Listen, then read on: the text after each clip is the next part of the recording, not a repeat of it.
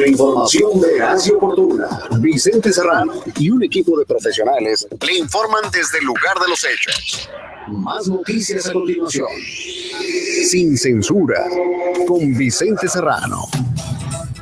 Bélgica despierta hoy con la paranoia, con el duelo, con el dolor, luego de los atentados terroristas ayer, que le han dado la vuelta al mundo y que han dejado precisamente al mundo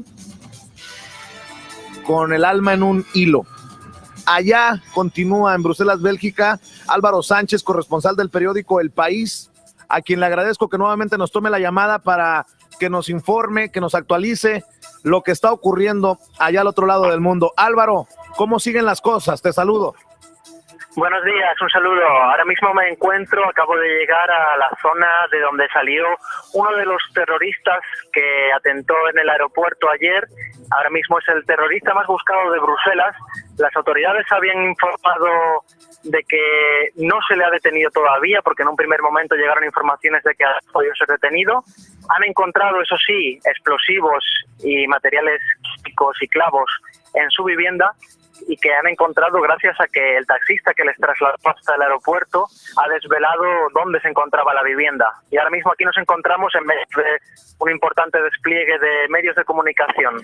Cuéntame, ¿en qué zona estás? ¿Cómo es este vecindario o este lugar en donde se pudo haber planeado los atentados? Este barrio, Schaerbeek, está cerca de Molenbeek. Es también un barrio con una fuerte presencia musulmana y también es un barrio en el que ya habían pasado por aquí Salah Abdeslam y cómplices. Ya se encontró un piso franco aquí en el que se preparaban los atentados de París. Uno de los 3 pisos francos que se utilizaron para preparar los atentados de París estaba en este barrio, y ahora vuelve a aparecer este barrio en el mapa de las fuerzas de seguridad después de que se supiera de que los hombres que atentaron ayer en el aeropuerto salieron desde aquí mismo.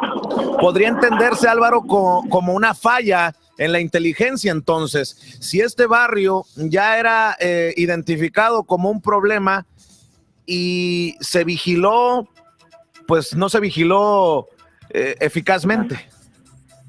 Así es, el barrio, este piso en concreto no estaba en el radar de las fuerzas de seguridad. El hombre al que ahora mismo busca la policía estaba registrado con identidad falsa hasta hace apenas unos días, en el que se supo ya su verdadera identidad. Entonces era muy difícil para las fuerzas de seguridad encontrarle. Hasta ahora él se hacía pasar por Soufiane Kayal, y ahora que se ha descubierto su verdadera identidad y es el hombre más buscado de todo Bélgica, probablemente de toda Europa, pues la policía tiene mucha más información sobre él. Sabe que es un hombre que ya estuvo con Salah Abdeslam cruzando la frontera entre Austria y Hungría en septiembre, 2 meses antes de los atentados. Allí fue detectado con su identidad falsa. Es un hombre que ya ha alquilado otro piso franco junto a Abdeslam al sur de Bruselas para preparar los atentados. Es un hombre de confianza de Abdeslam. También hoy se ha conocido el testamento de uno de los suicidas que se hizo explotar en el aeropuerto. Ha dicho que no quería acabar en la cárcel igual que su hermano, textualmente. Y bueno, ahora la policía está tras la pista de uno de los compañeros que le acompañaba y el único que ha sobrevivido de los 3. Estamos platicando en Sin Censura, en vivo y en directo, desde este lado del mundo hasta Bruselas, Bélgica, con Álvaro Sánchez, corresponsal del periódico El País.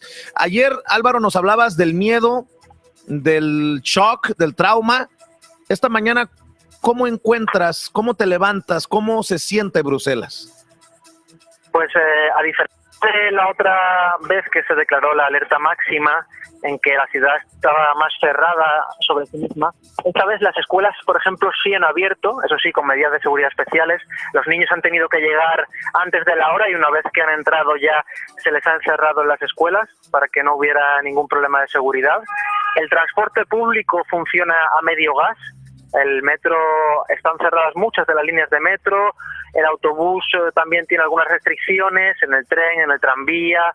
La ciudad ha despertado con gente yendo a trabajar, pero las calles estaban mucho más vacías, el turismo no llega, los comerciantes me comentaban esta mañana que las ventas estaban mucho más bajas, el aeropuerto no está funcionando, el metro prácticamente no funciona y económicamente también es un daño para una ciudad que ya está golpeada psicológicamente por estos atentados. Lo peor está por venir, aseguran los dirigentes de ISIS, que vienen más ataques en otras partes del mundo. ¿Esto también provoca miedo o ya después de esto que ha ocurrido en Bruselas, cualquier cosa que venga es igual, no pasa nada?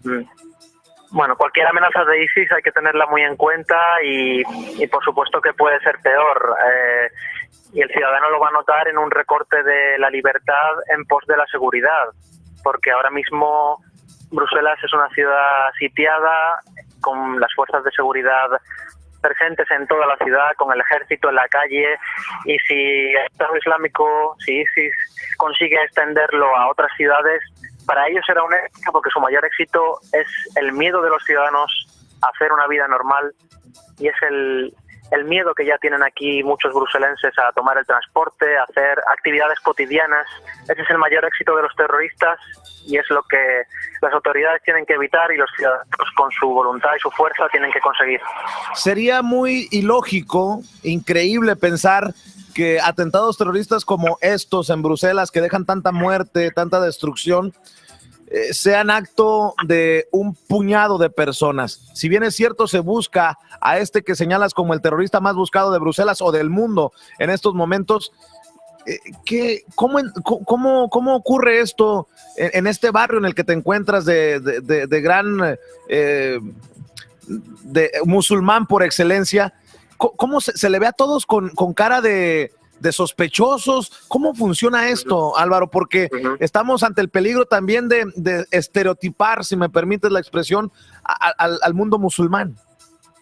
Sí, en las calles he tenido la oportunidad de hablar con muchos musulmanes que viven aquí en Bruselas. Ayer, por ejemplo, un taxista musulmán procedente del Líbano me llevaba a casa y me comentaba que llevaba todo el día enfadado por estas noticias y se preguntaba cómo es posible que hagan esto en nombre del Islam.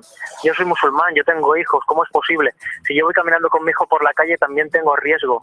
Y es el riesgo de la islamofobia, el riesgo que quieren aprovechar Le Pen en Francia y todos los ultraderechistas, los extremistas, para culpar al musulmán de esto, ¿no? Es el riesgo de que se criminalice también a los refugiados. Hay muchos musulmanes aquí en el barrio de Schaerbeek y en Molenbeek que me han expresado sinceramente su posición muy contraria al terrorismo y que ven con vergüenza que alguien haga esto en nombre del Islam. Acá en Estados Unidos, los precandidatos a la presidencia, sobre todo hay que decirlo, los republicanos, no han parado de hablar de esto. Algunos, como ya sabemos, Donald Trump y Ted Cruz, piden que se cierren las fronteras, que se revise minuciosamente los barrios musulmanes aquí o en cualquier parte del mundo. Estos comentarios de los políticos estadounidenses, ¿tienen eco allá al otro lado del mundo, Álvaro? Pues el otro día, por ejemplo, el alcalde de Forest, el barrio donde hubo un tiroteo previo a la detención de Abdeslam, decía que se mostraba sorprendido de la atención mediática que había tenido ese tiroteo y decía que hasta Donald Trump va a hablar de nosotros, dijo textualmente. Más o menos sí se sabe que Trump se dirige a Europa despectivamente, a veces en el tema de la inmigración, a Bélgica concretamente se ha referido como un nido de ratas, me parece que llegó a decir. Entonces sí tienen eco, aunque ahora mismo no es lo que más preocupa ni a los políticos ni a las autoridades lo que pueda decir un candidato como Trump. Ayer, después del enlace que tuvimos, Álvaro, mencionaba que había habido en África un par de atentados terroristas que habían dejado cientos de muertos. Y no entendía cómo los medios de comunicación le prestábamos más atención a un atentado terrorista que a otro. ¿Tú cómo entiendes? Tú que eres corresponsal de uno de los diarios más importantes, si no es que el más importante del mundo, ¿cómo entiendes que los medios le prestamos atención y rompemos con nuestra programación regular para informar de lo que ocurre en Bélgica, pero en África tenemos atentados terroristas y muchas veces pasan de noche en los medios de comunicación? Así es, sobre todo se trata de una presencia informativa mucho más baja en África que en Europa y unos medios de comunicación más fuertes. Si en África tuvieran unos medios de comunicación más fuertes o tuviéramos una presencia mayor, es una asignatura pendiente de los medios de comunicación el saber contar equitativamente lo que sucede en el mundo. En Europa, como es normal, la cercanía siempre es un factor que importa al medio de comunicación. Si el país es un medio europeo y con vocación latinoamericana, siempre va a escribir y dedicar más espacio a Europa y a Latinoamérica. Entonces es un poco una asignatura pendiente de los medios el tratar más equitativamente todo lo que sucede en países árabes, en países africanos, que a veces parece que lo hemos asumido como algo normal. Álvaro Sánchez, para cerrar, ¿se pudo dormir anoche después de ver lo que viste, de experimentar lo que has experimentado, después de ver a gente llorar, después de ver la destrucción, después de saber que estás ahí a un lado de esos terroristas? Pude dormir porque estaba exhausto del día que tuve. Pasé antes de ir a casa por el Palacio de la Bolsa, por la zona de la Plaza de la Bolsa, donde se concentraban cientos de personas para pedir el fin de la violencia, donde pintaron con tizas en el suelo lemas contra el odio en todos los idiomas, en español, en inglés, en francés. Y me pude dormir porque fue un día duro y largo, pero esta madrugada lo primero que he hecho al levantarme ha sido mirar las novedades y bueno, aquí estamos otra vez en un barrio donde se busca un terrorista y esperemos que sea hallado lo antes posible. Vaya la labor que tenemos nosotros, tan dulce y a la vez tan amarga, de contar lo que ocurre en el mundo. Y yo te agradezco, Álvaro Sánchez, que nos cuentes lo que vives, lo que ves, lo que está ocurriendo allá al otro lado del mundo, en Bruselas, Bélgica. Te mandamos un abrazo y cuídate mucho, por favor.